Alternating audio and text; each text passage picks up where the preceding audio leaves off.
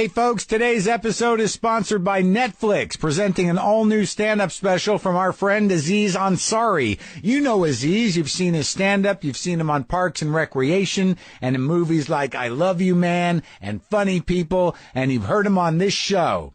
Now see Aziz in front of a sold-out crowd at the iconic Madison Square Garden for his second Netflix special. Get his sharp takes on everything from the food industry to the struggles of American immigrants to the only polite way to cancel on somebody, which according to Aziz would be dying. Aziz Ansari, live at Madison Square Garden, is streaming now only on Netflix. We're also sponsored today by Blue Apron. Blue Apron is a better way to cook, delivering fresh, ready-to-make meals right to your door for less than $10 per meal. You get fresh ingredients, perfectly proportioned, with step-by-step recipe instructions and pictures. They come with pictures. Shipping is free. There are even kid-friendly plans, and the menus are always new. Get your first 2 meals free by going to blueapron.com/Maron. That's blueapron.com/Maron. Lock the gate!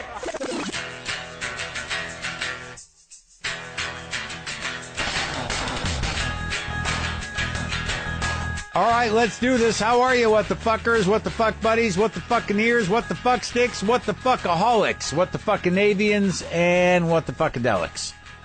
That's enough. I am Marc Maron. This is WTF. Welcome to my show. Where are we at? What day is it? It's Thursday. What is it, the 5th, March 5th? Hey, look, let's stick with some practical stuff. I can tell you this. A second show has been added in Seattle. For the Marination Tour, I know a second show has been added in Toronto. I know a second show has been added in Boston as well. Friday, May 8th, there's a late show at the Neptune in Seattle now, okay? And at the Bloom Appel in Toronto on April 19th, there is now a second show added there, and at the Wilbur on April 11th. So I just wanted to let those people know, because clearly in those areas, tickets are selling good. But I'm excited. I think I'll be funny. I'm staying in shape. You know, I'm going out on weekends. I'm doing the stand-up. But, boy, I am fried today, man. I am fried. I did pieces of 3 different episodes today. A friend of mine told me that's how they shoot porn. And she's actually in the porn industry. So I think I have a right to tell you that my pussy is a little exhausted. Yeah, it was a long day, you guys. But I was thinking about what I was talking about on Monday, because I think I'm understanding something. Like I talked about not really giving a fuck anymore, and I don't know that that's necessarily the way to phrase it, because I started to realize something, that there is an outside chance that I may be just growing the fuck up. I know it's surprising, but I might just be growing the fuck up. Maybe things aren't going to work out exactly how I want them to. Maybe things don't always feel as good as you want them to. And sometimes even when you reward yourself or expect a reward, that may not come. All those things, and I know I've paid lip service to this before, you know, that like, you know, if you're looking for the world or everybody in your life to parent you, or even your job to take care of you in a way that you wanted your parents to, it's just not going to happen. And I think what's finally happening naturally is I truly realize this. There's a sort of deadening inside. There's a part of your heart that just withers because it realizes that it is not going to get what it wants. But that's okay. You should have closure on that thing a long time ago, so eventually it just has to wither. You have to kind of beat it up a bit. There's just a little part of your heart that's sort of like, come on, I just give me everything I want, and if I can't have it, I'm gonna be angry.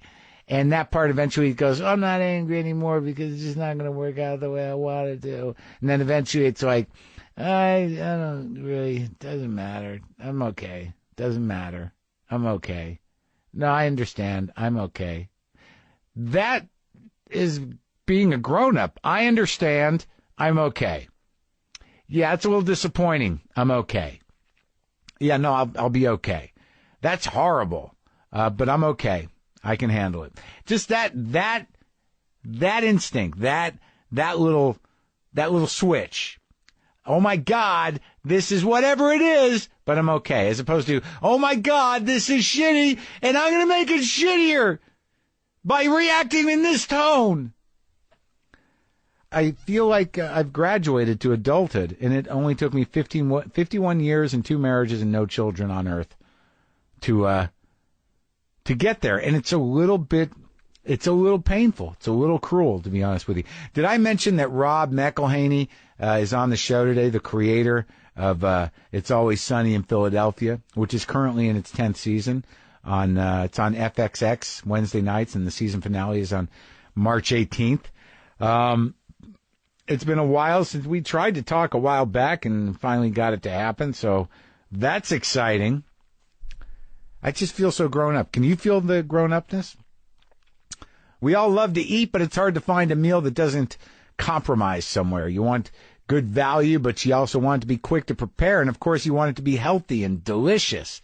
That's where Blue Apron comes in. Blue Apron makes cooking easy and fun by delivering fresh, ready-to-make meals right to your door. For less than $10 per meal, Blue Apron sends you fresh ingredients, perfectly proportioned with step-by-step recipe instructions, including beautifully printed pictures. No trips to the grocery store and no waste from unused ingredients. Blue Apron is perfect for date night and when you're cooking with friends or even with your whole family. They have plans with kid-friendly ingredients so everyone can eat well and have fun preparing the meals together. Only the best seasonal ingredients for incredible meals like steak with Barbary rutabaga tabbouleh and roasted butternut squash with stewed white beans, gremolata, and Brussels sprouts. What? You'll cook incredible meals and be blown away by the quality and freshness. Blue Apron, it's a better way to cook. Check out this week's menu and get your first 2 meals free by going to blueapron/Maron. It's my treat, really. The first 2 meals are on me when you go to blueapron.com/Maron. So, I guess what I've been talking about is the heartbreak of being a grown-up. That I think I knew it intellectually, but I think the biggest lesson you can learn after a certain point is you're going to have to suck it up a little bit. I'm not talking a tough love thing. I just mean if you don't want to walk around feeling depressed and injured and wounded and like an open wound for your entire life, which I believe is possible, you're going to have to just deaden that part of your heart that's infantile. Just anesthetize it with the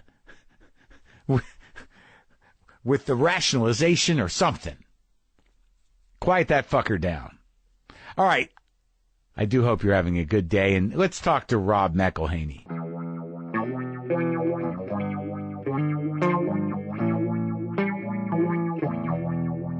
Does anyone ever track you down? And that's the guy.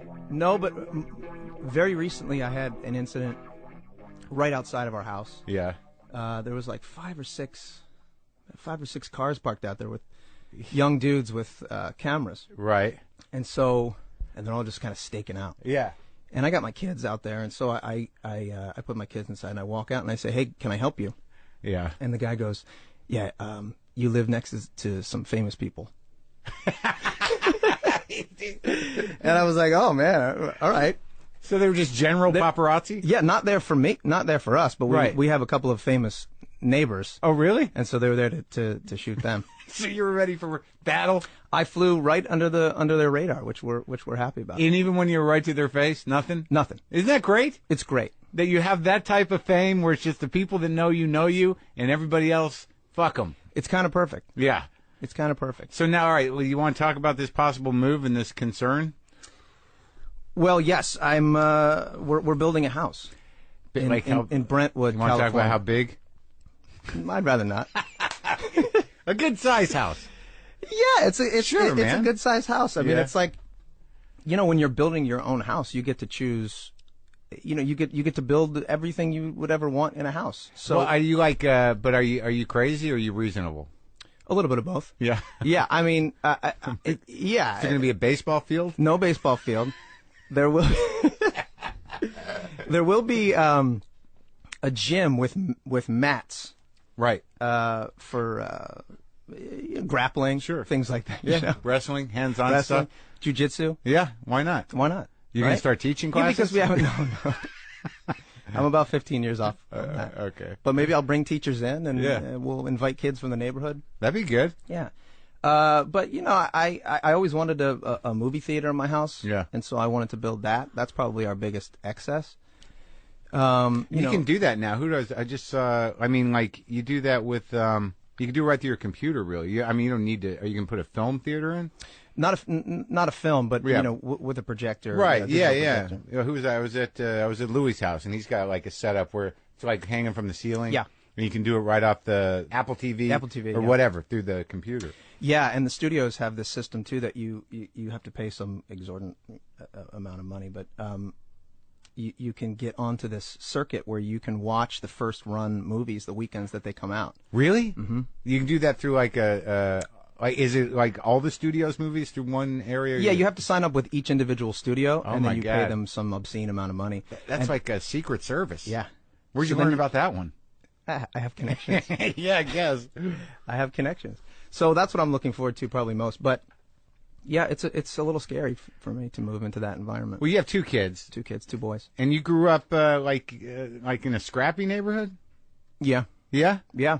Well, yeah, Philly, it was like, pretty scrappy. Well, I mean, I've been to Philly a few times. You ever go to John's Roast Pork? Sure. Yeah. Best. Yeah. Of course. I mean, roast pork is the so cheesesteaks are what the city unfortunately is most famous for. Right.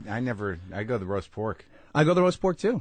I mean, I can barely muscle down one of those cheesesteaks anymore. I think it's just my. Do you have an allegiance to one or the other? You don't give a shit. No, I mean, the neighborhood that I grew up in was very close to Gino's and Pat's, which is like the big. Right, those are the two ones. Yeah. I was always partial to Jim's, which is on South Street. Yeah. Though I find it so sad that whenever I talk about Philadelphia, the first thing that comes up is my allegiance to some sandwich, cheesesteaks, to a sandwich, as opposed to it being, the birthplace of our nation.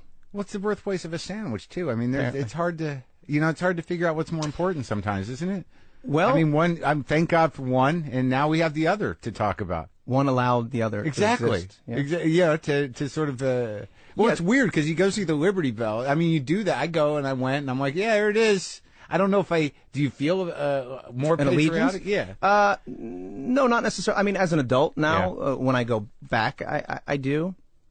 But no, not necessarily. I don't think I feel any more or less patriotic than the average man. I wish I knew more. Could you like walk your kid around and kind of lay out the birth of our nation? I could, but that's only because I got really into American history like long after I left school and started reading up as much as I could on it. Yeah. And now every time I go back, I like to take those historical walks, much to the chagrin of my spouse. She doesn't like it? No. No. She'd rather she does have not a sandwich? No, she's from Oregon, so like, she's like the to me, Oregon growing up didn't really exist. No, that's where everyone ran away to avoid everything. Yeah. And everything. California too. I mean, I never really thought of California as a real place. Right. Well, it isn't. Like, there's something about the East Coast where it's so densely populated and it feels like all the history is there and there's a type of person that's there that isn't anywhere else. Mm-mm. Like, there's something about, like, Philadelphia, Boston, New York, Long Island, Rhode Island. There's just a type of towny or sort of city mentality. It's nowhere else. And I can't help it. I feel most home when I go back, even though I never you lock right in. It's like your accent probably changes. Oh, without a doubt. Like immediately? Yeah, almost immediately. I mean, it depends on how much I'm drinking or how much I'm arguing. But like Philadelphia is one of those places I didn't really know. I never was there when it was rough or bad, but it seems like it's one of those cities where they did a little bit of that renewal business in the downtown area, and it sort of worked. It's kind of fun to walk around and shit, and it's like it's a great city. It's a great city. I love going back. The neighborhood I grew up in is still a great neighborhood. It was just I think in the 80s it was kind of rough. I mean, rough in what way? It was just lower middle class. I mean, great people, but White, I think Irish, black, a little bit of mixture of everything. There were still enclaves of Italian, too, yeah, right? Italian and Irish. Like even some of my like great aunts and grandmothers and things. They were prejudiced in a way, but not in the most obvious ways. Like they were nervous about Italians. The Irish, which you don't really see, a lot now, because they were Irish, Right. and it was like the blacks they didn't really think about too much. It was the Italians they didn't trust. Right. And because of it, I didn't really learn how to ride a bike till I was like 13 or 14. Out of fear of Italians? No. I don't know. Yeah. I was just told you are not riding your bike through. Yeah, not getting off a block. Yeah, not getting off the. I think we were allowed to migrate maybe 3 blocks in any direction. So how big of a family did you come from? Irish? My immediate family. My father came from 10, and my mother came from 9. Oh my God! Massive family. And you got brothers and sisters? Yeah. I have a younger, an older stepsister, a younger sister, and younger brother, and a youngest half brother. So that's 4 or so. That was or so. It depends. It depends on what year. So you have different years. I had different siblings. Because you have a half brother on your dad's side, like your. Yeah, my father's child from his second marriage. How many times has he been married? He's working on 3. Oh, that's good. Yeah. Is that this one's happy. Oh yeah, this one's happy. He leveled off. I think so. So who'd you grow up mainly with? My dad. Yeah. Yeah. But we saw my mom on weekend every other weekend. Usually it's the other way. It was. My mom had to find herself. Defined herself? Had to find herself. And how'd that pan out? It panned out really well. Yeah. But it was rough there for a little while. Not drugs. No. She's gay. Yeah. But she didn't. I guess she always knew that, but it was really difficult in South Philadelphia to be gay.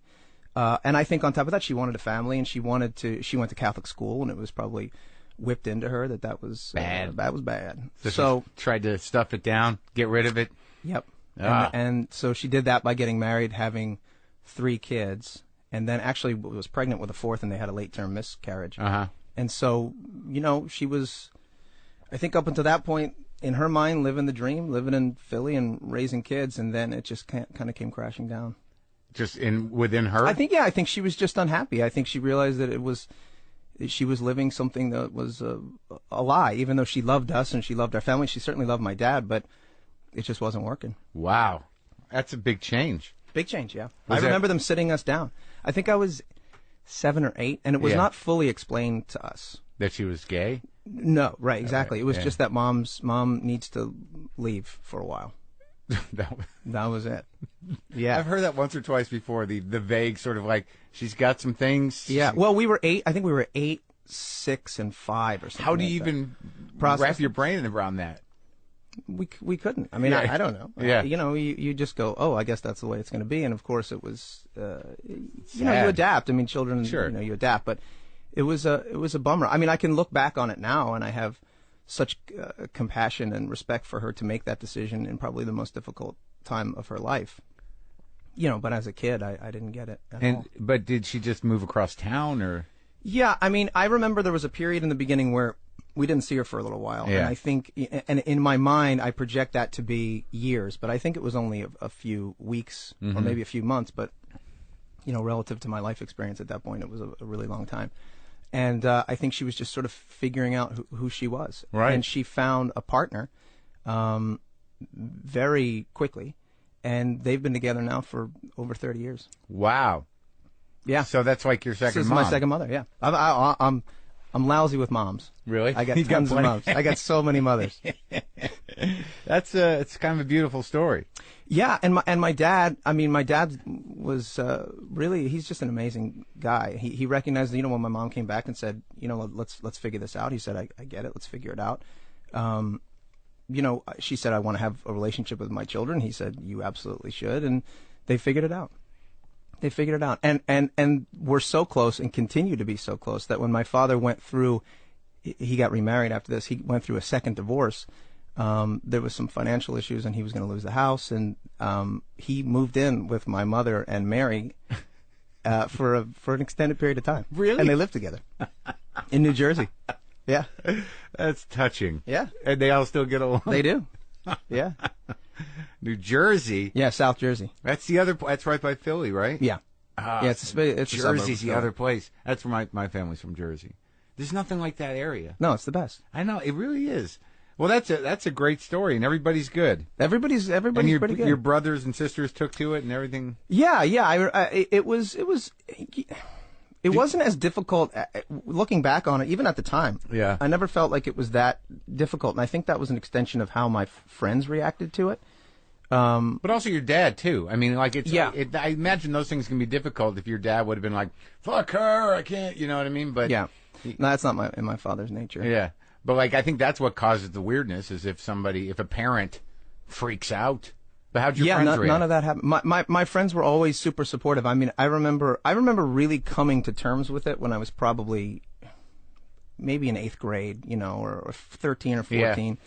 Yeah. I probably always knew, but didn't want to admit it that to myself. Your mom was gay? Yeah. And I remember, maybe pulling aside one of my friends at one point and saying, "Hey, I think my mom's gay." And he's like, "Yeah, no shit." And it turned out that all of my friends kind of already knew because she was living with a woman for as long as they had known her, almost for as long as I had known her. Right. And nobody cared. Right. Yeah, nobody. I don't ever remember having any altercation or issue with it amongst my peers. Ever. Yeah.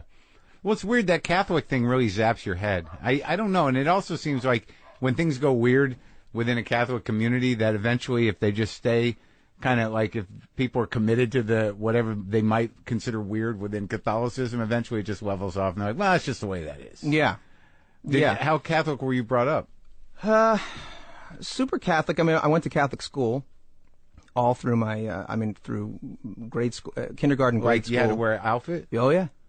Yeah, wow. The whole deal, suit and tie. And your dad was, you church My dad's goers? pretty, yeah, he still is.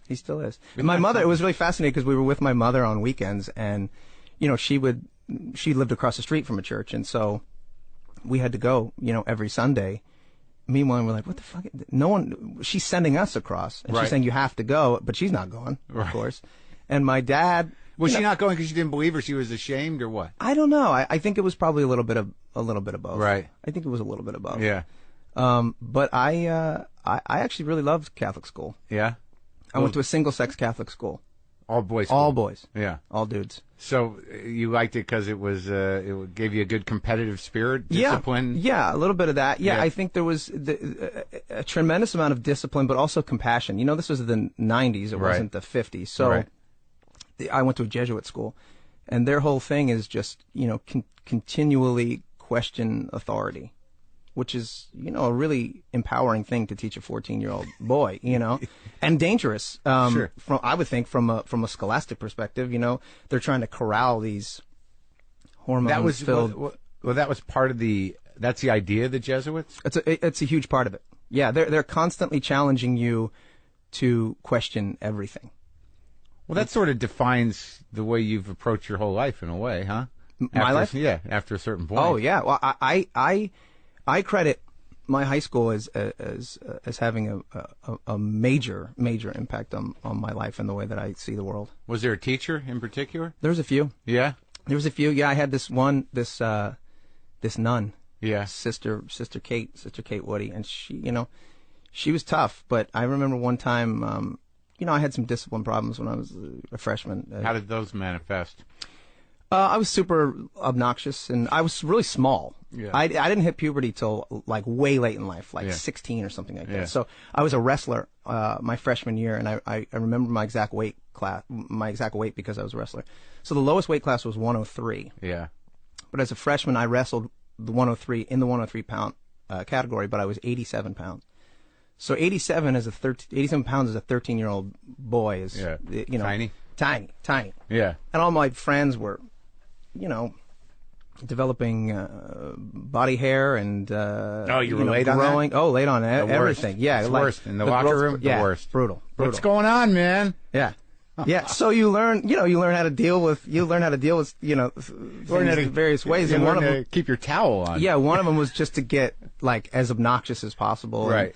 And belligerent and ready to fight and, those kinds of things. And so it would manifest in that way. My grades were always really good, but I was always getting detention and, suspended. And so what did the sister lay on you?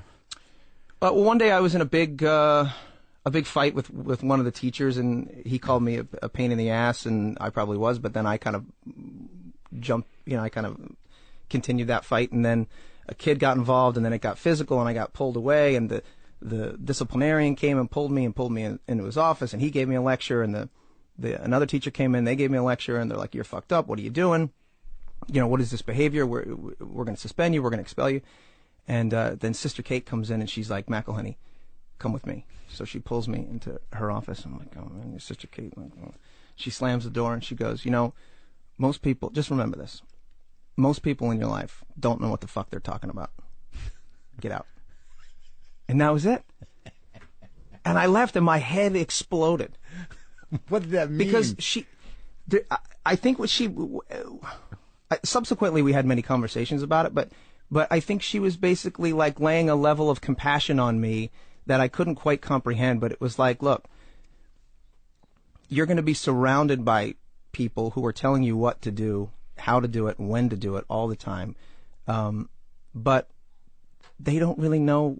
They're just as lost as you are. Right. And so some of your behavior, and again, I don't think she was excusing my behavior, but I think she was, sometimes when you're 14-year-old boy, you don't need to be told what to do all the time. You just want somebody to tell you that you're not bad. Right. And I think that's kind of what she was saying.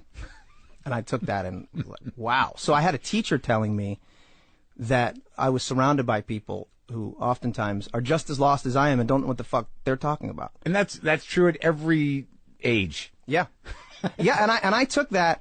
And it could have been really destructive. Right. But they also had a community that sort of fostered discipline with that. So Right. It wasn't just empowering insofar as, hey, do whatever you want. It was, okay, now take that attitude, but refine it with a certain level of scholastic enterprise or just discipline. And empathy, too. I mean, absolutely. In order to not take that the way of like, well, fuck everything, you just got to sort of like, well, that just means we're all human.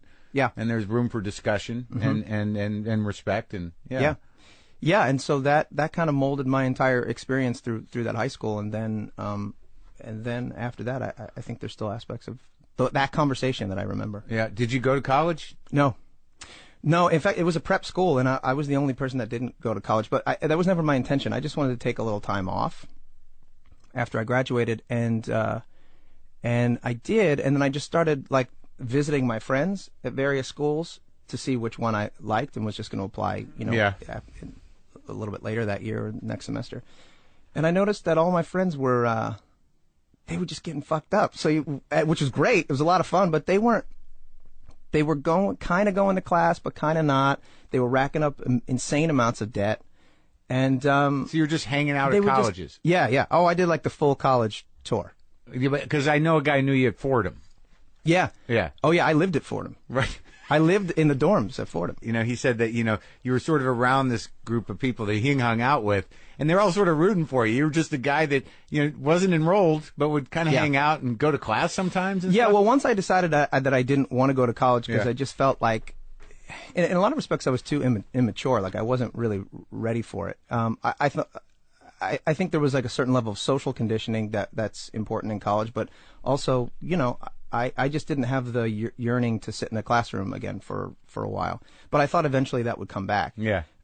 So I thought, well, let me just take a year off. And then in that year, I just saw, I don't know, it just seemed like a big waste of time to me. It didn't seem like anybody was taking it seriously. Yeah, right. Yeah. And it didn't seem like anybody was learning anything. They were just preparing in my mind, they were just preparing themselves for a lifetime of debt and maybe, I don't know, secondary schooling after that, or if they had, very specific goals, which I didn't find that anybody did, whether it was like med school or law school or anything with your like that. crew. With my particular crew, right. Yeah, and so I just thought, well, I don't know, maybe I won't go. So I moved to New York, and that's when I lived at Fordham in the dorm. I got an ID and everything. You did? Yeah. How'd you I wound up talking. I got a meal plan. I wound up talking to one of the guys there, and he hated the food. But his parents had bought him this meal plan. So right. I made this deal with him where I would give him whatever the meal plan was, a couple $1,000 or something. I would just give him like $100 cash, which didn't cost him anything because his parents were paying for it. I would take all of his information. I would go to the to the registrar, and they would write me up like a new ID application. I would go to the ID the security office. They would just, no questions asked, take the picture. So I had this ID that not only got me everywhere on campus, including the dorms and the security gates, but got me a meal plan. So I was, for all intents and purposes, a student at Fordham. And I would go to class sometimes. I would audit classes. I was a non-matriculating student, but I would go and I would sit in some of the classes that interested me. Like what?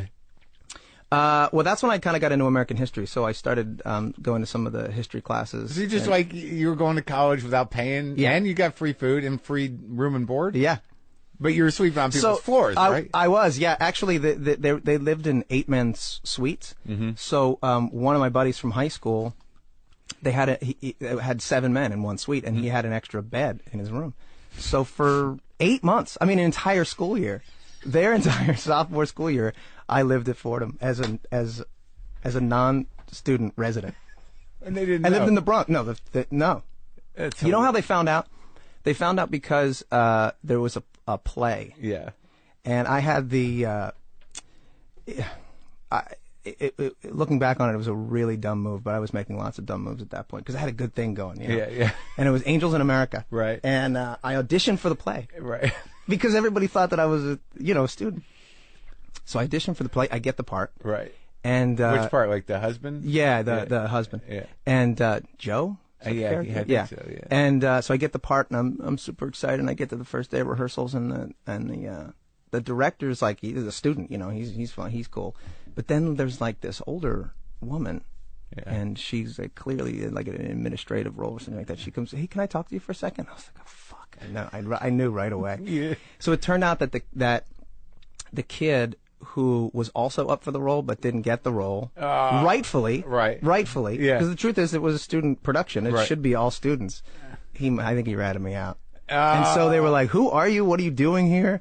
And I said, I'm a friend, and I was interested in the play. And luckily they didn't. They started to sniff around, and by that point the school year had ended, and I moved out. Got out. I got well, out. They really couldn't. What were they? They couldn't charge you with anything. Maybe falsifying something? They definitely take security very seriously up there because it's in kind of a rough section of the Bronx. Right. So the fact that a person was able to just... They probably wanted you just to go away. They wanted to just kind of forget about it. And that's hilarious. That's kind of what happened. Yeah. Was that where you first started doing the acting? No. I started in school. I just... In high school? Actually, in grade school, I started doing like musicals and plays, mostly because I just saw that I was not a good athlete, and I wanted to be. Yeah. I tried to play every sport, and nothing really took. And I think my size had a lot to do with that. Is that heartbreaking? Yeah, devastating.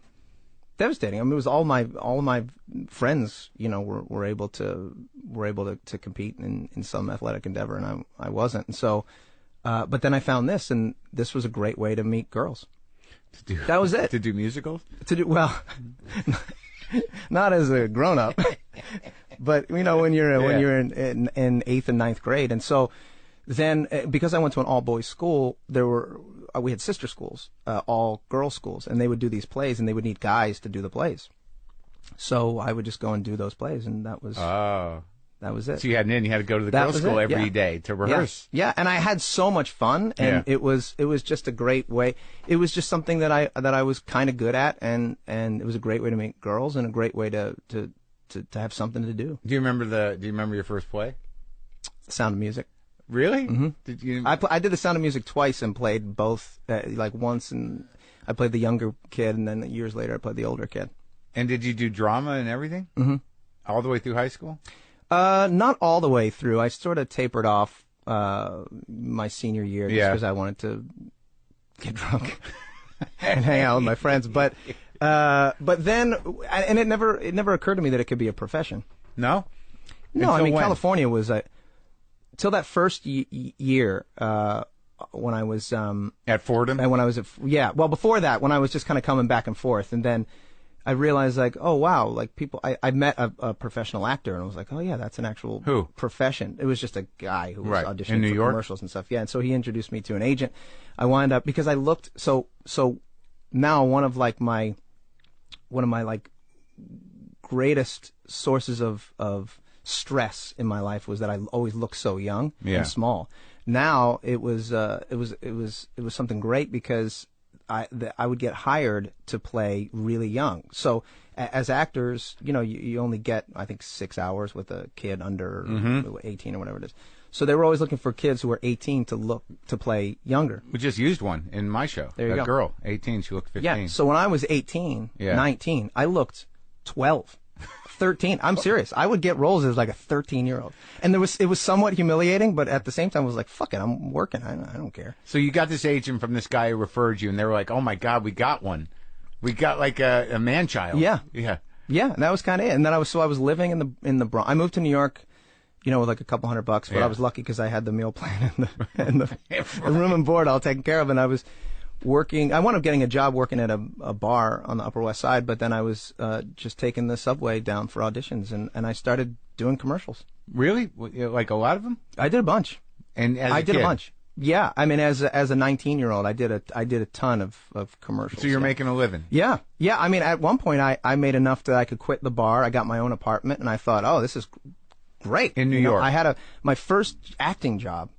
My first like professional acting job outside of commercials was for a movie called The Devil's Own, and it was Harrison Ford and Brad Pitt. Yeah, I remember that. It was like the Westies or something, or was sort of. Yeah, he plays like an Irish an IRA hitman. Oh, right, yeah. Okay. So I mean, I had only lived in New York City for 2 months, and I had already gotten this job, and I was Julia Stiles was the actress. I played her boyfriend. And I had a scene with Brad Pitt and a scene with Harrison Ford and a scene with Julia Stiles, and I made some money, and I was like, oh, wow, this is never going to end. So a year goes by, the movie comes out, I get completely cut out of it, as if I'm not even, like, not even as an extra. Like and of course, I told my family and my friends, and everybody's there. We're all sitting there watching the movie, and fucking I'm not in it. Yeah. And I had quit my job. I mean, to me, it was all going to be roses. Gravy. From there. Yeah. And then, I started to look a little bit older. Now I look 19 or 20 or 21, and now I was competing against other 20, 21-year-olds. Right. And then I didn't work for, 2 years. I had to go back to the restaurant or the bar and start, bar backing, bartending again. Oh, my God. Yeah. You brought the family out. Oh, everybody. I mean, everybody. You got no word on that. They don't give you the heads up. That's happened to me twice, actually. And the second time I got a letter from the director, which was really What nice. was the second one? Wonder Boys. Which was Michael Douglas? Yeah, Michael Douglas and Katie Holmes. And again, I played somebody's boyfriend. I played the love interest of Katie With Holmes. lines. But it was like a minor. Yeah. Oh, yeah. It was a minor. Again, it was a minor role, like 4 or 5 scenes or something like that. But this was after The Devil's Own? Yeah. Oh, so. And I'd already learned my lesson, so I was like, all right, well, we'll see what happens. But again, it was a high profile movie. Curtis Hanson was the director, who I loved from L.A. Confidential. And, like a month out. Was that after L.A. Confidential? This was after L.A. Confidential. It was like right after. Right. And he was so cool to me. We were staying in Pittsburgh, and I had dinner with him, just me and him, and he was talking about L.A. Confidential. And then, like a month before the movie comes out, I get a letter. A letter. You're lucky you talked to him. I know. Yeah. And he said, "Hey, look, man, it's got nothing to do with you, and of course, it has something to do with me. But either way." It didn't make it into the movie, and so I was just happy and glad that I got the heads up. Yeah, that's nice. Yeah. So, all right, so now you're back after your big movie breaks. You're bartending, you're and bar backing. And, yep. And what were you living in Brooklyn? In Brooklyn. Yeah, I moved from the Bronx to Brooklyn. Were you getting discouraged? How old were you? 20, 21. Okay. So what happens 21, then? 22. Then I was just like I was depressed and I wasn't working at all, and so and complaining, but not discouraged. No, just depressed. Well, I was discouraged, but I wasn't ready to pack it in. That never entered my mind. And then I was complaining, and so my manager was like sick of me complaining about all the things I was reading. Who's your manager? Nick Frankel, who's one of the producers of my show. Now? Yeah. He said, look, if you wanna read something that you like, why don't you write something? So you're did. 20. I think I was 20 or 21 by this point. Maybe 20 or 21. Okay. And so I wrote something. It was super dark. I mean, I never considered myself funny, and I was never going out for comedic roles. That was the first script you wrote? That was the first script movie? I wrote, yeah. And I don't know. I thought it was pretty good, but you need to get other opinions, and so I gave it to Nick, and he thought it was pretty good, and we wound up sending it out. Not a comedy. Not a comedy. Yeah. No, like a dark. People die in it? Yeah. Yeah, it was like kind of like a Scorsese ripoff. And I wound up optioning it to a company. And then Paul Schrader, the director, he signed on to direct it. Wow. So must have been dark. It was super dark. Yeah. And that was the place of that's where I was in my life at that point. I mean, just the life I was living. I was working working at the bar till 4 or 5 o'clock in the morning, and sleeping all day, and the worst. I mean, it was both the worst. It would oscillate between the worst and like the greatest, because I was still 20 years old living in New York City on my own. There's something about that sunrise that kind of like, sometimes it's like, oh, it's the worst, and other times it's like, yeah. It depends. Like if I was on, drugs, it would be the worst. But if I was coming out of that club, having worked an entire night, and I had a sock full of, I had to keep my money in my sock because I took the train, the D train back to. What club were you working at? I worked at a bunch. I worked at a bar called Bourbon Street on the Upper West Side. Yeah. A club called Venue. Yeah. And then a couple of restaurants up there. But you would get out at 4:30. Sure. They would close at 4, and then you wouldn't get out after cleaning up till 4:30 or 5. Right. So I love that, when I would have a sock full of money. Yeah. And I would see people up and like going to do their day. It felt like I accomplished something. Right. You just won a war that they didn't understand. Yeah. Yeah. Yeah. All right. So Schrader signs on. And and when I got that call that Paul Schrader was going to direct this movie that I wrote, and it was the first script that I had written, I was so excited, I mean, this is going to be like such an amazing experience to learn from him and to figure out what my place is in the industry. Yeah. Because at that point I was really confused. Like, well, maybe this is what I want to do. Right. And then I proceeded to have the worst experience for a little over a year with him. Yeah, but it wasn't necessarily because of him. Although he's a strange guy, but he's also a really interesting guy and a brilliant guy. Yeah. And I learned quite a bit from him, but. He wasn't looking at it like, hey, let me take on this young apprentice, which I was kind of hoping for. Right. It was more like, look, do this and do that, do this, and then I'll just take it over. Oh, fix the script and I got it. Yeah, and meanwhile, I learned the difference between an option and a sale. Yeah. Which is, when they option it, means that they're just buying the rights to it, and they're not going to give you very much money. So. Really, I wound up optioning it for very little money, and the company was kind of shady, and it was like they were supposed to pay me by a certain date. It didn't come, and then weeks would go by, and meanwhile, I'm working at a fucking bar. Like, I want to quit and be a professional writer, actor, and so I wasn't able to do that for almost the entire run of that year. And then Paul wanted to go in a different direction that. I was doing it because it was Paul, and I was like, yeah, sure, whatever. Yeah. Tell me what to write, and I'll write it. And I would write it, and it wasn't good, and it wasn't good, and it wasn't good. But he seemed happy with it, and but it was taking it in a direction that I didn't like. And by the end of it, so the option's up, and Paul had just signed on to do Autofocus, which was that. Great. Yeah, that bizarre movie. Did you like it? I loved it. Fucking great movie. Yeah, I loved it. I love pretty much everything that Paul does. Oh my God, that scene where they're just both sitting there on the couch jerking off, not looking at you, just talking. Yeah, I remember that one. So that's kind of like, now you understand my experience for the better part of a year with him. It's like he wants me to write things like that. Yeah. Which is, which was challenging but fun.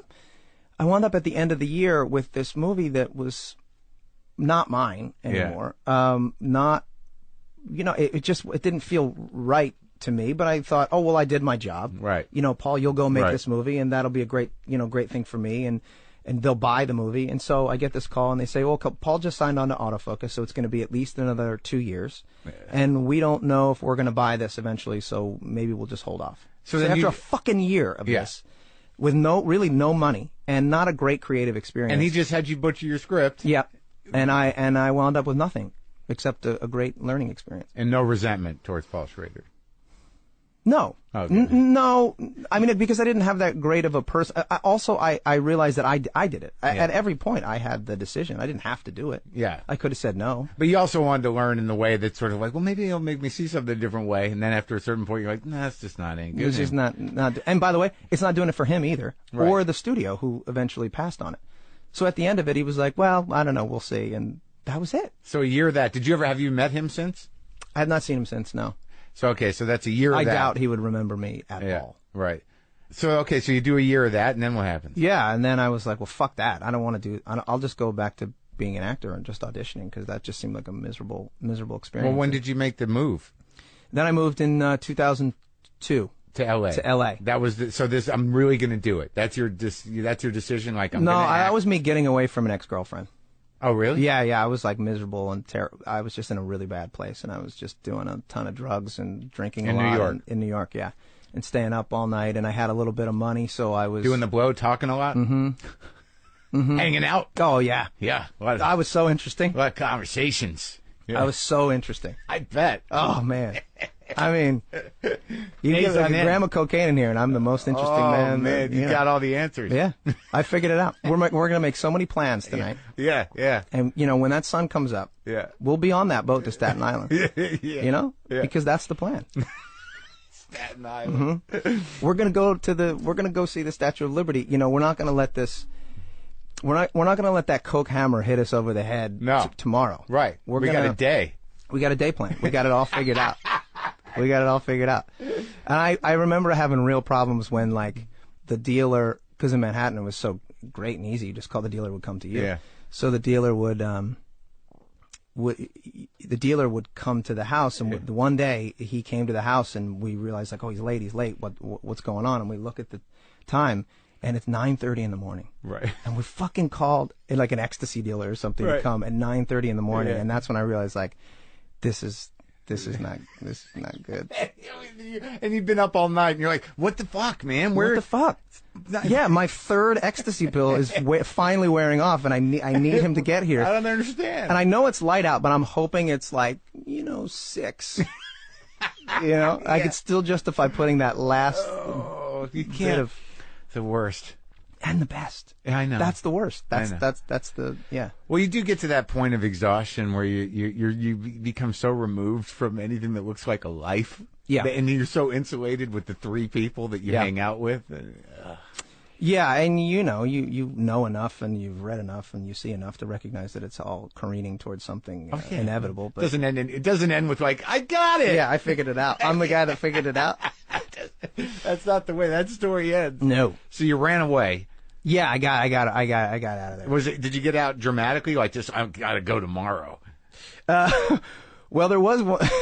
There was one almost. There was one night where but we were all hopped up on something, and we decided, well, this is the night we're going to move. And me and my roommate packed. I had a minivan. I had a fucking minivan. It was my first car I bought in Brooklyn. Yeah. And we packed all of our shit into this minivan. In like a coke-fueled haze. Frenzy. And we're ready to rock. We're ready to go. And he drove, and we got through the tunnel, and we're on our way, to LA? And to LA. Yeah. And he just pulled over, and he's like, man, he's like, I gotta go to sleep. I'm like, that's fine. When we wake up, we keep going west. We don't go east. Right. We keep going west. We don't go east, right? Yep. Okay, great. We wake up. He's sitting on the edge of his bed. I get up. I'm like, we're going east? He goes, yeah, we got to go east. Turn right the fuck back around and go back east.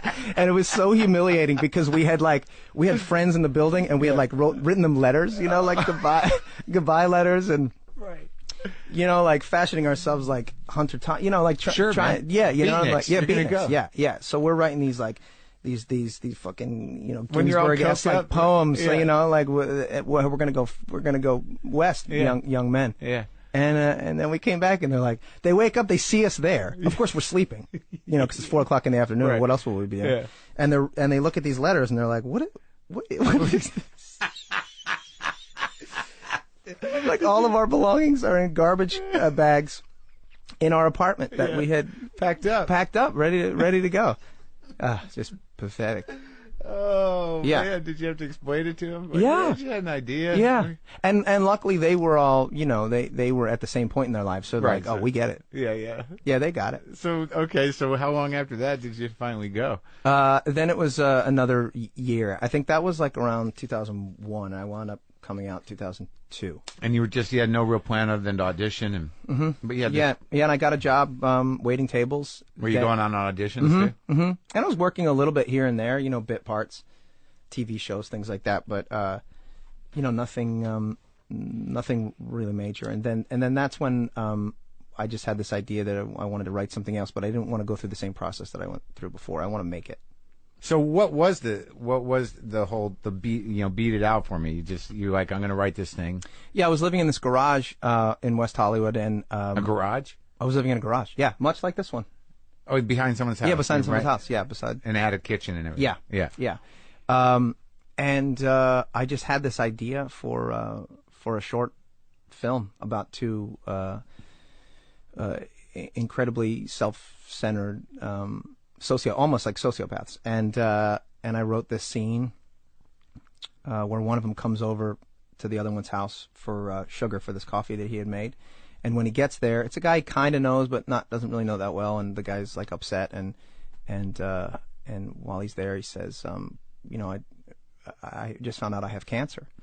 And the other guy's, all he's trying to do is just get the sugar and get out of the room. The last thing he wants to hear is that this guy's got cancer. And I thought, that's really fucking dark. And like, that's a really dramatic scene. But I wonder if I told it from the guy's point of view who's just trying to get out of the room, could we make it really funny? Yeah. And so I just wrote it. And then I thought it was kind of funny. So I wrote it like a script for it that night. And I just worked all night until I wrote the script. And I thought it would be funny if there was a third character when this guy comes out of that scene with the sugar. Yeah. When he gets home to his roommate, he says, "Hey, by the way, did you know that Charlie has cancer?" And the third roommate, the guy's roommate, realized that Charlie didn't tell him, and why wouldn't he confide in him when he confided in you? Right. And he becomes obsessed with the fact that you must be better friends with Charlie. And I thought, well, that's an interesting dynamic, something I hadn't seen before. Like nothing about the cancer. Just that, like, yeah. Why would he tell you? Why would he tell you and not me? Like, that. I thought we were friends. I didn't even know you knew him that well. Like, it'd be sort of becoming obsessed with that. And I don't know. I thought that level of neuroses I hadn't seen in a comedy before. It executed quite like that. Yeah. Where the characters were just total assholes, like completely the antithesis of what a network note would be, which is to try to make them more likable. Right. Yeah. I wanted to make something where you were, as writers, almost like actively trying to get people to root against them. Yeah. And so I brought it to Glenn and Charlie, and they were my friends, and they thought it was really funny. So how'd you know them? I met Charlie doing a really bad movie. Yeah. Like a horror movie in New York. Yeah. So I've known Charlie about... Because he was like a real actor guy. Well, both of them, actually, both of them. Glenn went to Juilliard. Right. So he's sort of the higher end guy. And Charlie did like a Williamstown right.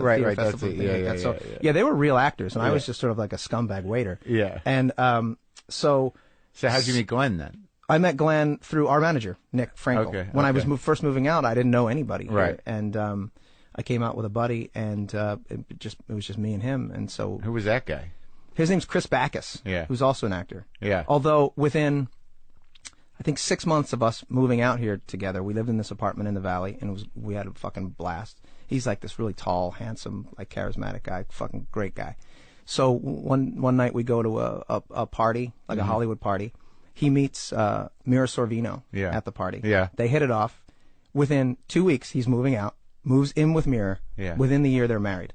Are they still married? They're still married. Oh, that's 4 nice. kids. Oh, wow. Yeah. It's a good story. It's a great story. And does he work a lot? But he was my roommate. Yeah. And my only friend. That was 2 weeks. Yeah, and he moved up to Malibu without me. Yeah.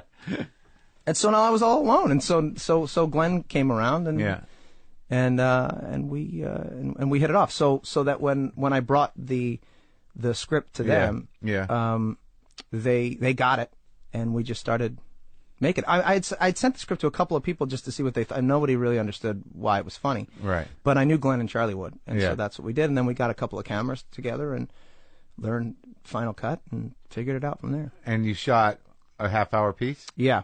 It was like a short film. We never thought of it as a TV show. It was just a short film, and it was mostly because I wanted to see it all the way through to the end. Right. I didn't want somebody to fuck it up. Yeah, one short film. Right. You know, I just wanted to be done. Have it be a DVD in my hand at the end, and I fully realized. And where was it set? L.A. Because that's where we lived. But was it set in a bar, or was it just? No. It was just. It was actually actors. The characters were actors. That makes sense. Yeah, because it was. Yeah. It was the easiest. we were just looking for the easiest way to shoot it. So to have us be actors living in Los Angeles, it was just really easy to shoot. So, all right, so now you have this thing. This is the cancer piece. Yeah, Charlie Has Cancer was the name of it. And you did an episode with that too, didn't you? Yeah. So anyway, we shot that, we made that, and then we thought this is pretty funny, but let's do another one. Because we think this could maybe be a TV series, and we know the first thing that people are going to ask is, well, okay, this is episode 1, what's episode 2? And more importantly, we see that you executed this, but we could prove not only to everybody else, but also to ourselves that we could execute this again. So we did a second episode. And what was that one about? That was about me falling in love with a beautiful transgender woman. Yeah. Mm-hmm. Yeah. And what was the problem? Well, the problem was that I couldn't get over the fact that she was pre-op transgender. So she was this beautiful woman, but she still had a penis, and I considered myself straight, but I was falling in love with that was in episode 2. Man. Yes. Yeah. Yeah, that was winds up being in episode 2. Yeah, so anyway, we had both of them, and that's what we went out with. I showed it to Nick, our manager, and he said, well, this could be a TV show. And then what happens? Then we shopped it. We had an agent set up 2 days of pitching. Yeah. And we went to all the networks, and I think we didn't go to places like CBS or ABC where we knew it wouldn't quite work. What's the point? But we went to Fox. Yeah. We went to FX, Comedy Central, HBO, Showtime. Yeah. VH1 was doing original content, then MTV. Yeah. And we had offers from almost all of them. Really? Mm-hmm. They loved it. Yeah, everybody except for Fox. I think that Fox just sat there stone-faced, and I think they were just run by morons at the time. Not that this was so funny. It was just that they were looking for young. They were looking for this exact kind of show. Like they told me this is the kind of show we're looking for, and then they just didn't get it at all. But it ends up on FX. Yeah. So we had offers from a couple of different places, but FX was the place that, because most of the places said, well, we have conditions. We said we want to buy it, but we have some conditions. Yeah. And we were like, well, what are the conditions? And they're like, well, we want to bring in a director, and we want to bring in a showrunner, and we bring in and our feeling was, well, do you like it? Yeah. Yeah. Well, then why do you want to change it? Well, it's not that we want to change it. We want to make sure that you can continue it. I'm like, but we just did 2 of them. So if you liked it and we did 2 of them, why would you not believe that we could do a 3rd and a 4th? And the FX was the only one that said, you do whatever you want. Yeah, because we had our own conditions, which is we're not going to do it unless, I'm the showrunner and Charlie and Glenn are executive producers, and we write the show and we act in the show. And then FX commissioned a pilot. Right. So we shot that pilot. Right. But I had learned my lesson, and I didn't quit my job at the restaurant. So I was waiting tables. After you shot it while I was shooting. Well, when did you conceive of the bar and everything else? How did So FX said, hey, we really love this. The only thing that we would suggest is Entourage had just come out. Right. And the show Joey, which was the spinoff of Friends, there was a Lisa Kudrow show that were all taking Curb Your Enthusiasm. They were all taking place in L.A. They were all revolving around the entertainment industry, and they just said, look, to us, the core of this, the tone of this, has nothing to do with the entertainment industry. And I was like, that's right. It's about abhorrent people who have time on their hands. So actors could fall into that category. Yeah. And so could people who just run a particular business maybe at night, so they have their days free. So they said, okay, could you come up with another place to put them? And so I thought, well, I know Philadelphia, maybe I'll go with that. And a bar. And a bar, because it was a job that you didn't have to account for. They could all kind of own it. It's so funny because it's a great meeting place. Right, and it's just funny because it is sort of like the characters float above the business. Yeah. It doesn't, you're never worried about how the bar's doing. Yeah, the business is irrelevant until it's not. Until we figure, well, let's do an episode about it, because we need to. We've done 114 of these. Let's figure. We got to figure something out. Yeah, we got a story in the bar. Yeah. That's amazing. So, but okay, so you do the pilot like that. You don't quit your job. And then no, I was because I had just seen so many things had fallen apart. So when did you quit your job? After we got picked up to the for the first season. Oh, okay. Yeah, once we got picked up for the first season, I felt more comfortable there. You write all of them? Did you hire a staff? Yeah, so not in the first season, but in the second season we hired a few writers, and now we've got a pretty good staff. Yeah? Yeah, we got a pretty good staff. Well, it's sort of like one of those ones where I imagine it's got such a specific and loyal following that the people that you would find as writers got to love the show. and they're like, I want to write for these guys. Yeah, that's helpful. Also, we went on a mission this year to find people, younger people, just that grew up watching the show, which is kind of sad. But how many years has it been on? 10. That's insane. This is our 10th season. Yeah. How many have you made? 114. So that was a real number. Yeah, that's a real number. Yeah, and that allows us to. Most shows, if they're in their 10th season, they've done 240 because they're doing 22 to 24 episodes a season. So we're only doing 10. So that makes it a lot. It makes it a lot easier for us. But also, does that mean this was that you were just able to sell it into syndication at 100? No, I think we sold it 3 years ago. Oh yeah, into syndication. Yeah, because they had already commissioned 2 more years. Mm-hmm. So we usually get picked up in blocks of 2 or 3 seasons. Oh, so you were able to sell it under 100 because they knew you were going to do 100. Yeah, and they could start running them. Yeah. So wow, now that's great. It runs on Comedy Central and FX and on network late night. That's great, man. Yeah, it's the greatest job. It's my dream. So what was the issue though? Like, what was the story with? Was the show in trouble after the first season? Yeah. Well, nobody watched it, so that that's trouble. That would put in trouble. Nobody. Very few. And what was going to happen? One person watched it that we know of, which was very important. That was Danny. Danny DeVito. Yeah. So he. Okay, so after the first season, John Landgraf, called me and said, "Look, we love the show at FX. At FX, yeah, he runs it. We love the show.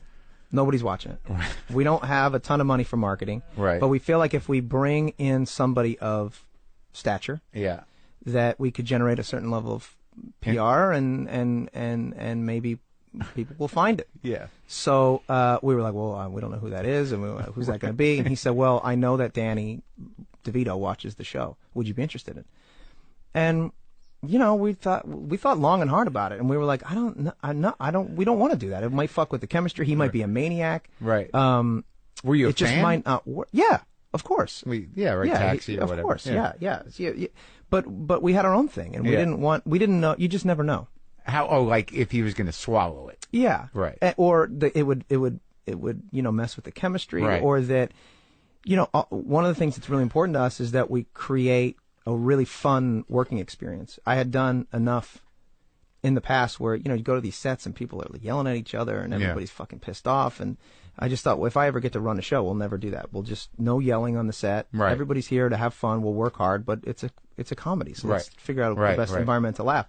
But if you bring in some nut job and the next thing you know, it can crumble. So they could just become a cancer in the set, and then I know a lot of successful shows that people hate going to work every day because it's fucking miserable. That's sad. Sad. Now I gotta pay attention to that in my own life. Yeah, just like. Well, you remember that it stinks from the head down. Right. So whatever mood you come in to work every day with, yeah. that's gonna permeate through the entire crew. Right.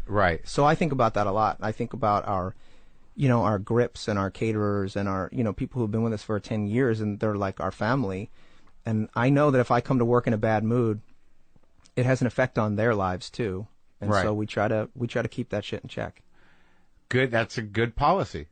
Yeah. I mean, we don't always achieve it, but we try. Yeah. So, all right. So DeVito, you think long and hard about it. And then what's that first meeting like? We said, first we said to John, nothing against Danny. We love Danny, but I don't think we want to do it. And he said, all right, well, I don't think you have a show.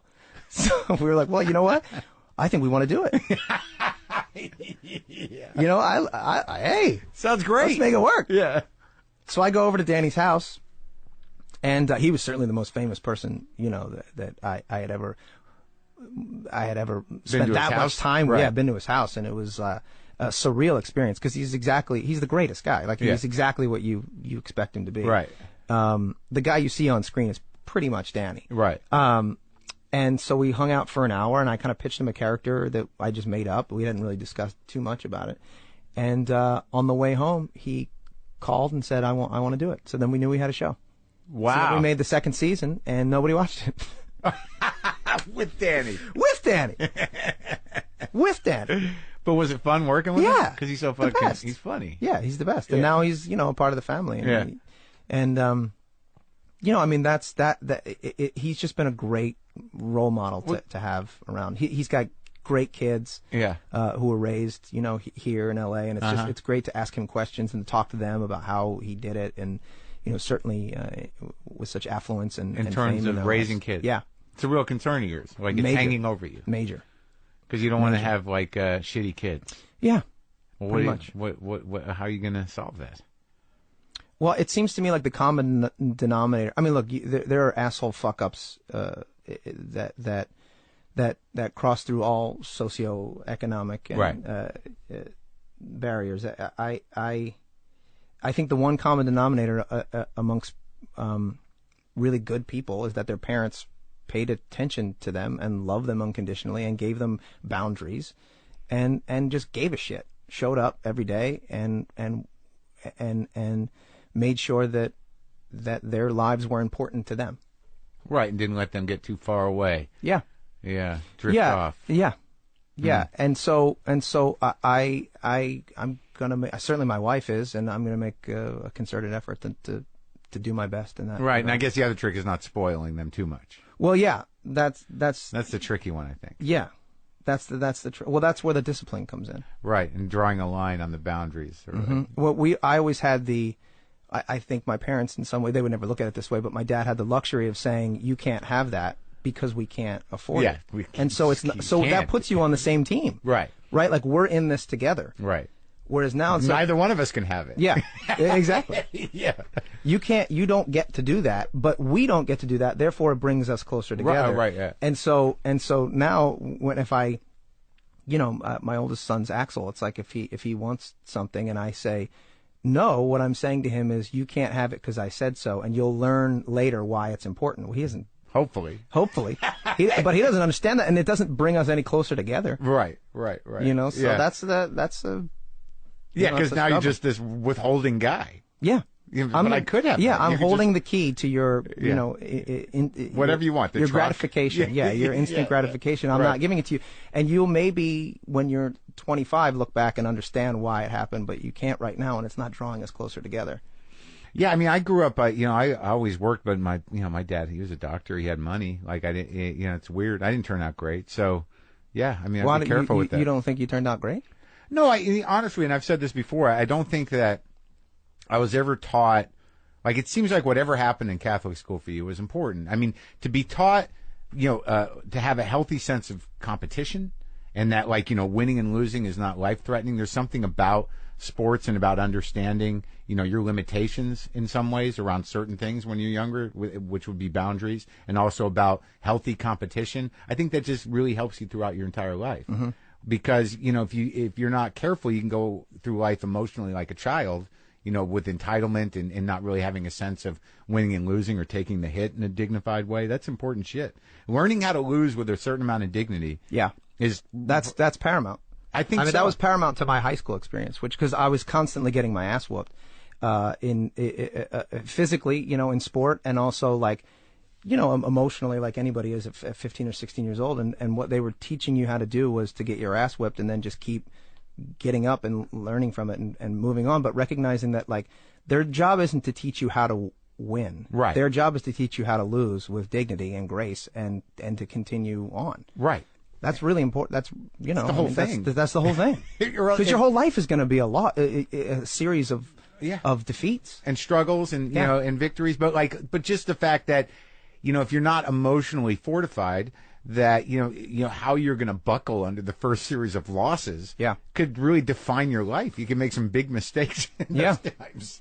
Yeah. Yeah, and I think you see that a lot. I mean, I know with, like, young people that we hire now, they come out being told that they're the greatest. And I understand that from a parent's perspective. You want to encourage your child and tell them that they're the greatest over and over and over again. But once when you're when you're 23 years old and you're out looking for a job and you've been told you're the greatest all the way up until this point, and someone says, hey, you know what? You're not the greatest. Yeah. And you watch people fucking crumble. Yeah. Do you say that to them in audition? No. Auditions? Oh, God. That's the hardest. It's horrifying. I never. But I think you're right. And it's sort of interesting, too. Like, certainly in certain fields. Like, would you tell your kid to, like, I don't know what Danny's kids do, but I think he must have been a role model on a lot of levels, just in sort of, surviving in show business, period. I mean, he is like this, there's nobody like him. You know what I mean? Yeah. Oh, I look to him all the time. I mean, he's got a career that spanned 35 years. He was in fucking Cuckoo's Nest. Yeah. It's great. Yeah. and he survived it, and Yeah. he nurtured it, and he handled it. He kept getting opportunities. Yeah. There's really nobody like him. No. Yeah, no, I mean, he certainly transcends generations, which I think dramatically is easier to do than comedically, because comedy is a hard thing to stay relevant. To stay relevant, and he's been able to do that, and I think a lot of that has to do with the fact that he seeks out younger people. I mean, he says that to us all the time, like, what's funny? What do you think is funny? Because I'll do that. Yeah. Because his sense of humor, while it lines up with ours very often, he still recognizes that he's a 70-year-old man. But he's also like, he's an archetype almost. Like, he's specifically Daddy DeVito. So you're like, if you just fill him up with something, he's going to give you that thing. Yeah. Like, whether he knows whether the comedy is or not, he's naturally going to be hilarious. Yeah. Well, yeah, and that, yes. I've learned that over and over again when you see people like Charlie or Danny who are just naturally funny. Yeah. And you can't teach that, and you can't learn how to do it. You can't. Nope. Yeah. It doesn't matter how hard you work. Like, some people can be clever funny, but there are people that like just can't help but be like, I just work with Andy Dick on my show. You can't stop it. Yeah. It may be annoying sometimes, but you're not going to. Yeah, that's why it was so fascinating to me to hear Danny. I heard the podcast for Danny McBride, because to me, Danny McBride is maybe the funniest, another one. maybe the funniest person on earth. It's crazy. And the fact that he didn't really know that for so long is confusing. That he wasn't he never thought of himself as a performer. Well, I don't know that unless you get in front of people, and like, I know you. But he's in front of people his entire life. I know, but like, there's that jump between like being the funny guy among people and then being the funny guy for a job. Yeah. It's just different. But he's so fucking to be funny. so funny, he's so fucking funny. Have you worked with him? No. Well, you ought to. Oh, sure. When you have money. I ought to, yeah, sure. When I would go home, sometimes I still go home to Philly, and my uncle would be, like, hey, Robert, come here. Yeah. You know who you should work with? Yeah. Tom Cruise. That Right, guy's good, man. That guy's really good. I'm like, Okay. thank you. They think that there's some sort of like entertainment syndicate. Yeah, That my we're dad's all, like that too. Yeah. You should call Bill Maher. He seems to be doing all right. He says that to me. Maybe you should give Bill Maher a call. Like, they don't ever recognize your success. Yeah. Because it doesn't match up with the type of success in movie star land that they relate to. Well, I get a lot of that. Oh, it's a movie star. Oh, here's a movie star. Now, meanwhile, I'm on television. Right. But that doesn't matter. But they must think you're a rock star in Philly. Yeah, it goes really well in Philly. Philly's been fantastic. They must with the fucking show. love you. They It's love one of those because it's one of those overlooked cities in terms of just recognition. Period. Yeah. So just by virtue of the title alone, they must be like, hey. Yeah, Philly's a city with a chip on its shoulder, and one that they're proud of, and I think the show has a bit of a chip on its shoulder, and I think they respect that. They love it. So you go back and you get free food everywhere? Mm-hmm. Oh, yeah. Yeah, it's pretty great. I mean, this way I got the key to the city one year. You did? Yeah. It's pretty awesome. great. Yeah, it's been pretty great. So I guess what I was going to ask you though, would you stifle? How old are your kids? 4 and 2. Oh, so you don't have to make this decision in a while. But they're like, I want to be an actor. Mm-hmm. What would you say? I would never allow them to be a professional actor until they're old enough to make until they're 18. Right. But I wouldn't discourage that. I would encourage them to get involved in plays and to learn, and to express themselves creatively, but not as a profession. Right. I don't think that there's necessarily anything inherently wrong with that either. It's just not. It wouldn't be for I us. never thought it was like I never knew. But I didn't know a comedian was really a job. Yeah. I think when was that moment?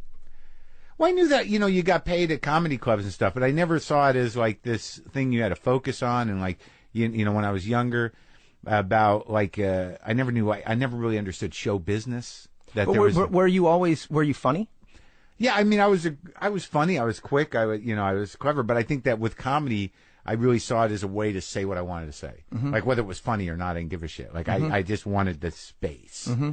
To do it, and I had a tremendous respect for comedy. And I spent a lot of years doing stuff that was aggravated and angry and not funny. I don't know how many people like me as a comic now, but there was definitely a lot of years where I realized like I'm just trying to own myself up here. Mm-hmm. I'm not an entertainer. Mm-hmm. I'm just going to put you through some shit. Mm-hmm. because I got to go through it. Yeah, exactly. So I'm going to put it out. And then drag you guys through it. You know, I'm getting paid to, too. When I was a kid, my father, we didn't have HBO, but my dad came home with like 3 VHSs full of George Carlin's HBO specials. Yeah. And that blew my mind. Oh, like, yeah. That was the first time I was probably like 12 years old. Yeah. Or something like that. It was the first time I'd ever really seen a stand-up comic, I think. Right.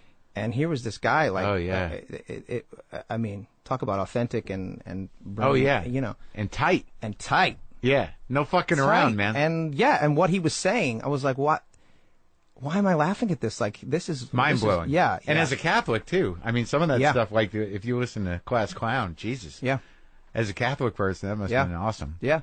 So, but you're working with Bill Burr now?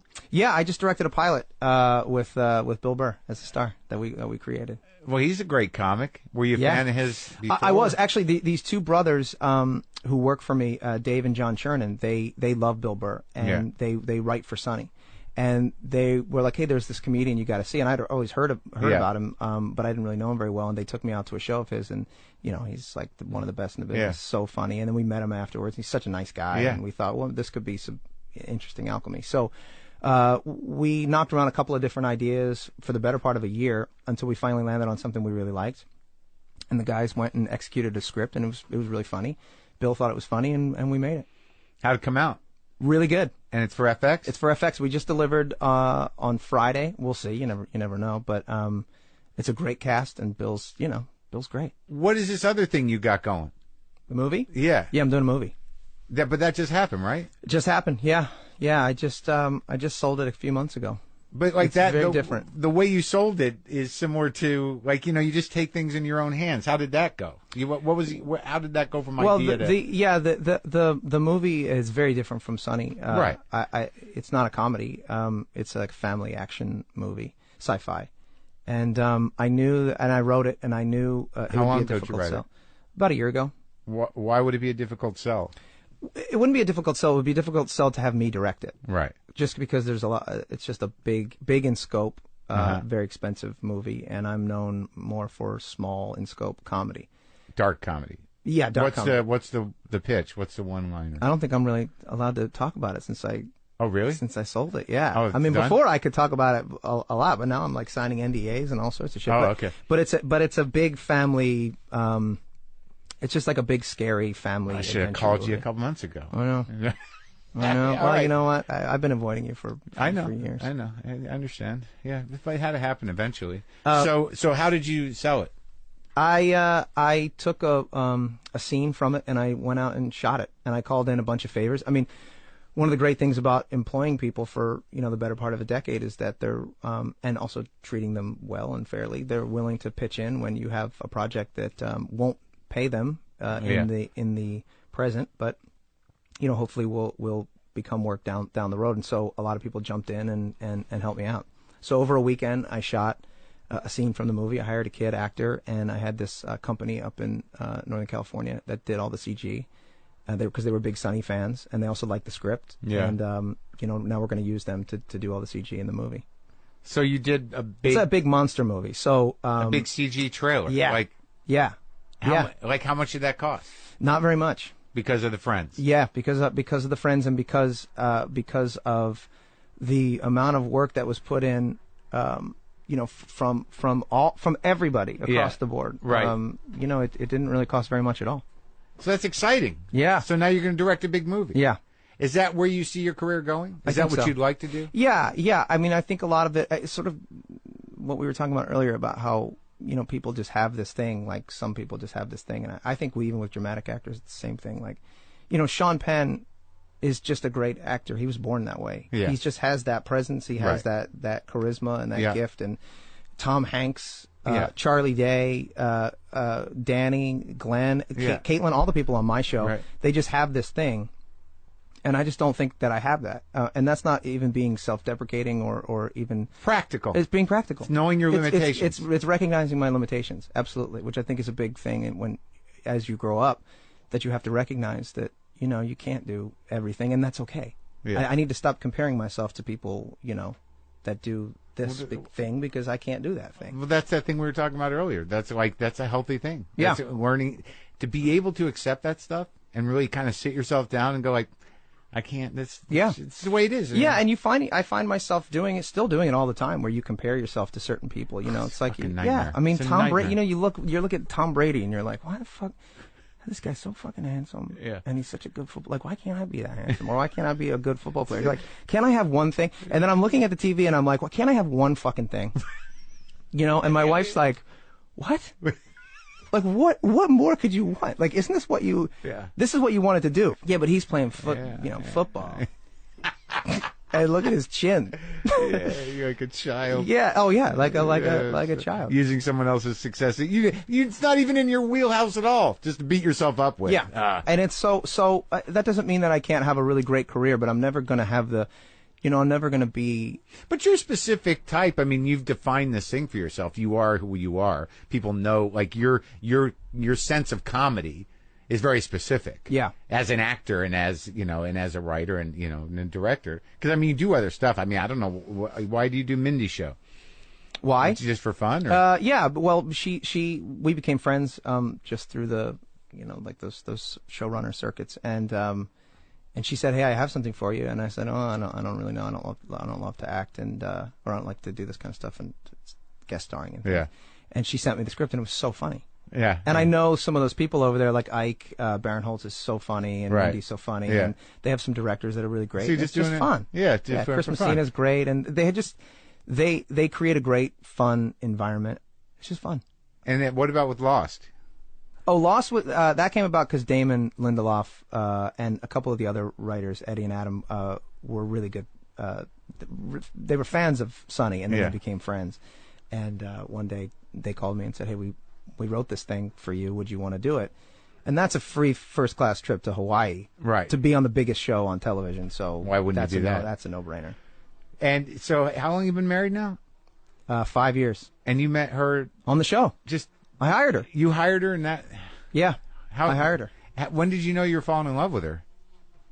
Season 2. Yeah. Yeah, we didn't really. She had a boyfriend at the time, and. Yeah, but I just thought of her as a friend and an employee. Yeah.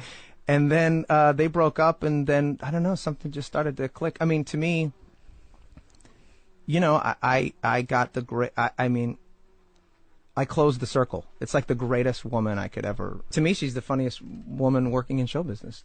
I mean, it's nice that you respect her. Oh yeah, I respect her. I love her. I mean. As a comedic actress, I think she's like brilliant, maybe the funniest person on TV. But as a mom, she's like the greatest mother I could ever imagine. Everybody should have a mother like Caitlin. Oh, that's so fucking sweet. Man. Yeah, man, you're living it. I'm living it. It really feels to me like early on you were kind of given a fairly good framework to kind of move through, and you didn't let yourself get too. You pulled yourself back from getting too fucking lost. Yeah. Well, I had a lot of help, but yeah. Yeah, a lot of help. Well, I mean, my parents and my school and my friends and. But I mean, it didn't seem like you ever got drifted too far into drugs to not be able to get yourself out. No, I think my ambition was would not allow that to happen. I think. It becomes weird and hard. I mean, it seems like directing is the right way to go, and if you can get into that world, and if you pull off this big one, it'd be great. Seems like you'd be a made guy with that thing. But acting's hard with movies. Making the jump from TV with established characters into films. Yeah. Well, tricky. You also find that like you hit a certain point and you go, well, when does it start to just happen for me? And you realize that it never does. You just have to keep.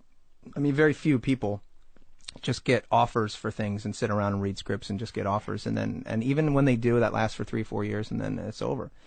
Everybody's struggling. Everybody's struggling. Everybody's got to be proactive.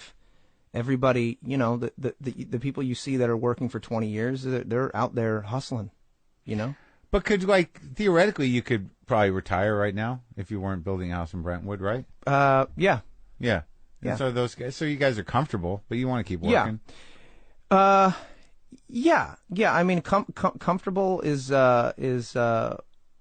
great. I like being comfortable, but it's just a very thin line to complacent, and that frightens me.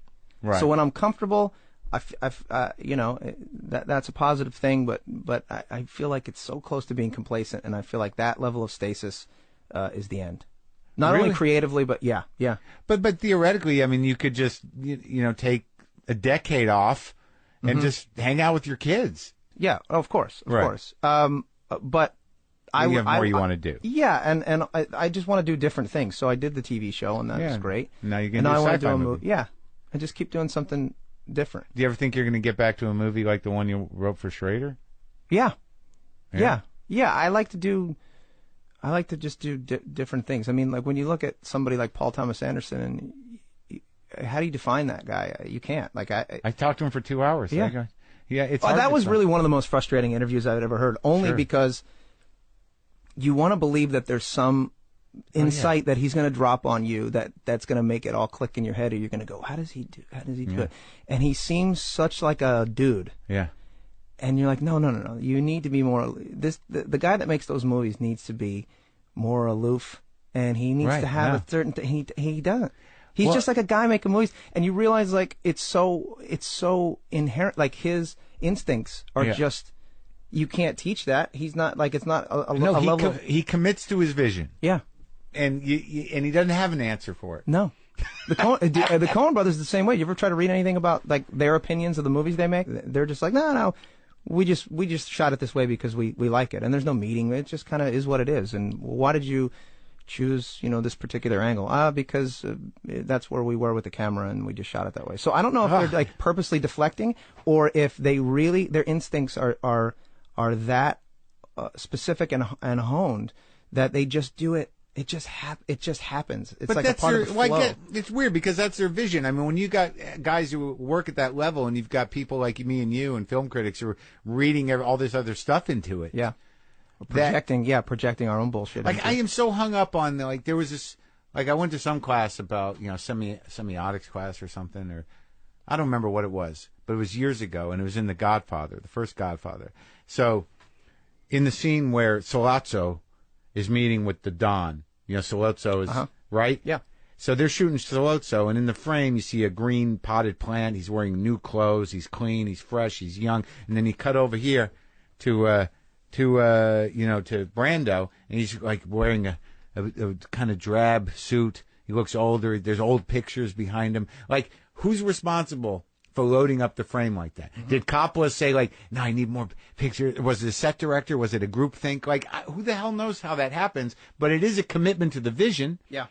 They can't answer all those questions. Would you respect a guy that said, the reason we did that is we thought that if we saw up angled that it would imply, an entire history of bullshit that I'm about to lay on you? Well, there's the professional in me that yearns for him to say that, so I can kind of get some insight as to how he does it. But then there's the person in me that's like, fuck that guy. Right. Right. That's bullshit. There's nothing worse than hearing an actor talk about his or her process. It's like, it's just irritating. And I think it's irritating to the general public. And yet, you love and respect those performances. You know what I mean? Yeah. And yet, you also want to feel like it's effortless.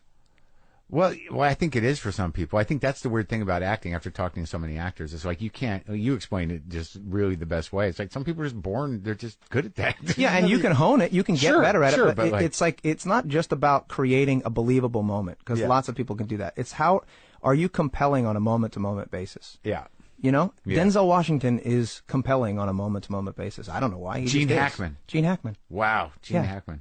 I don't know why he always comes in. Sterling Hayden. I mean, you just take you can go back for the last 150 years, and for whatever reason, it doesn't necessarily need to be the best-looking people. It doesn't need to be even the greatest actor. They're just compelling to watch.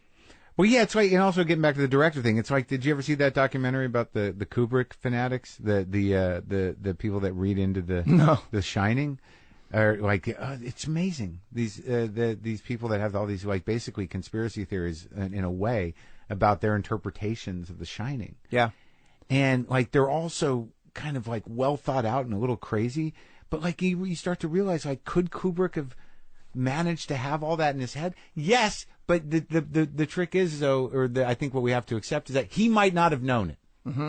Everything just comes together because they're honoring their vision. Yeah. Whatever their whole life is brought to them to that moment, just like an actor. And that's what they're loading it up with. Yeah. Doesn't mean they can't explain it. Yeah, it's just it's intrinsically a part of them. It's just their instinct, and they're just doing it. So you can be able to do that? I don't fucking know. I'm gonna try. All right, man. It was good talking to you. Great talking to you. Thank you for having me.